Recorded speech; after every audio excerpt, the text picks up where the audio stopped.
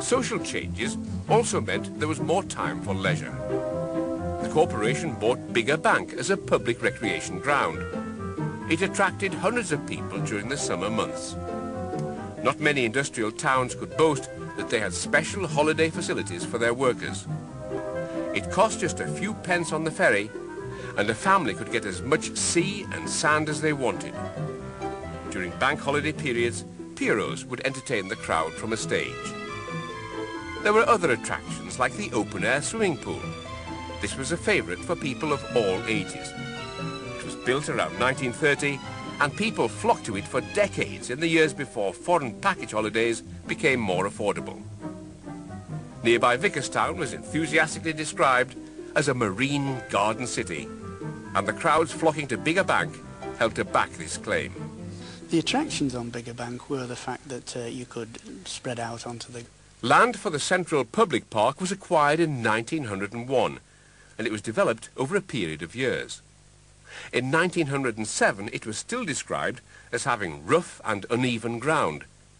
But just before the First World War, the park was growing in popularity and regularly attracted large crowds. An area of about 45 acres which had been bought by the local authority as a public park.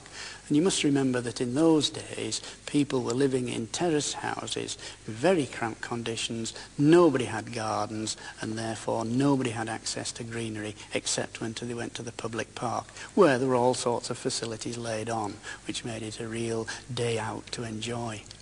After the war, the park was very, very popular because, of course, there was a boating lake, there are tennis courts, there are putting greens and all sorts of facilities for ice creams and teas and things like that.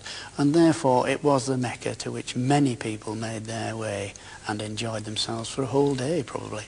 The public park was, of course, a firm favourite for many people because it was a cheap and enjoyable day out, especially with so many amenities.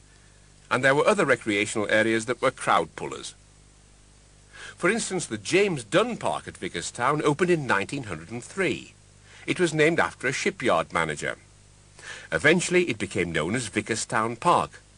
A swan pond and bandstand also became big attractions there. Many of the places where people would enjoy themselves before the age of the wireless and television are long gone. The theatres closed, as have the many cinemas which would attract thousands of people every week. The last of the old-style cinemas, the Astra, closed in 1999. It was originally known as the Ritz Cinema and was built to the most modern design of the day, seating up to 2,000 people. During its day, it was also known as the ABC. In fact, the silver screen first came to Barrow in 1910, when the Electric Cinema opened in Buccleuch Street.